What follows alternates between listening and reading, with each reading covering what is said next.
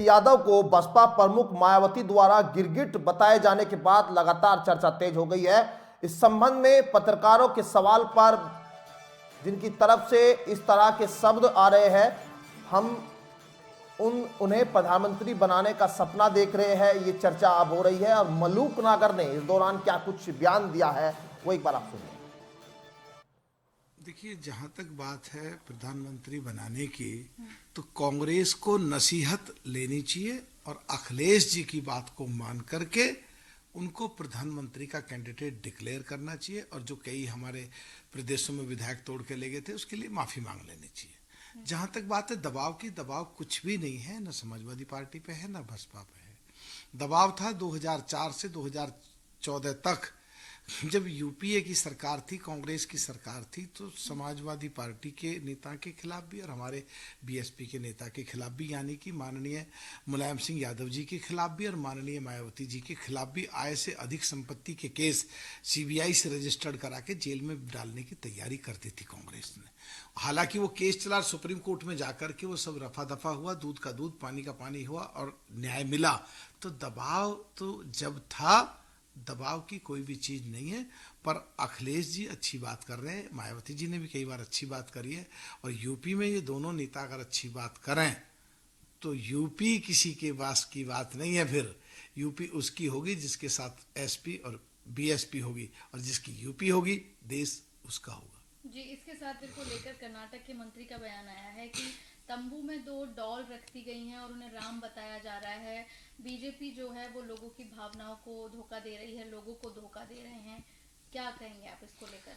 देखिए, कांग्रेस के ने कहा, बीजेपी को कहा, तो जवाब तो ये तो बीजेपी का दे या कांग्रेस का दे, मेरे से तो मतलब नहीं है। लेकिन मैं एक बात कह रहा हूं, अगर बीजेपी को हराना है, सो कॉल्ड इंडिया गठबंधन जो है, उसमें इन लोगों को समझाना पड़ेगा और उनको समझ में आना चाहिए कि आज 75% के करीब लोग देश में सनातनी हैं, जो भगवान राम में विश्वास करते हैं और माननीय सुप्रीम कोर्ट के आदेश से मंदिर बन रहा है। इस तरह के बयान बंद करने चाहिए और किसी भी धर्म के धार्मिक स्थानों के बारे में कोई भी इस तरीके का बयान अगर देता है तो हम उसकी निंदा करते हैं। हम सभी जाति धर्मों के राजनीतिक संस्थानों, धार्मिक जगहों की हम पूरा इज्जत करते हैं और सम्मान करते हैं, और उनके लोगों की जो आस्था है, उनकी आस्था को ध्यान में करके किसी को भी ऐसी बयानबाजी नहीं करनी चाहिए। जी, न्याय यात्रा कर रहे हैं और उन्होंने बयान भी दिया 22 तारीख को लेकर कि ये कार्यक्रम आरएसएस और बीजेपी का है, राजनीतिक कार्यक्रम हो गया है, प्रधानमंत्री कार्यक्रम कर दिया गया है, इसीलिए कांग्रेस अध्यक्ष ने इसे बॉयकॉट किया।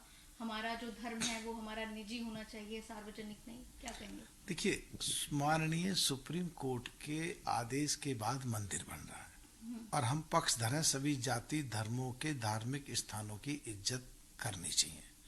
तो जो मंदिर का भी है, इस पे मेरे हिसाब से किसी को कोई भी बयान नहीं देना चाहिए।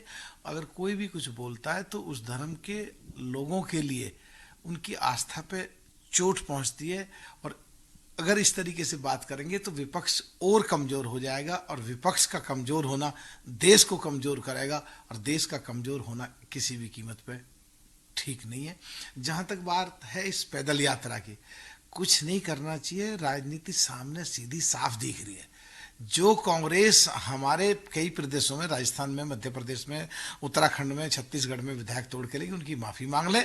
और कुमारी बहन मायावती जी को, जो अखिलेश जी कह रहे हैं प्रधानमंत्री का कैंडिडेट बना लें, तो यात्राओं की जरूरत नहीं है। अपना आप बीजेपी को पूरे देश में आराम से हराया जा सकता है। जी, एक सर, क्योंकि 22 तारीख को प्राण प्रतिष्ठा होनी है, उससे पहले अगर दिल्ली की बात करें तो दिल्ली में केजरीवाल जो है सुंदरकांड का पाठ करा रहे हैं। 22 तारीख को ममता बनर्जी भी कह रही हैं कि बंगाल में वो रैली निकालेंगे। क्या कहेंगे इसको लेकर जो पार्टियां कर रही हैं? घूम फिर के तुम्हारा प्रश्न एक ही है।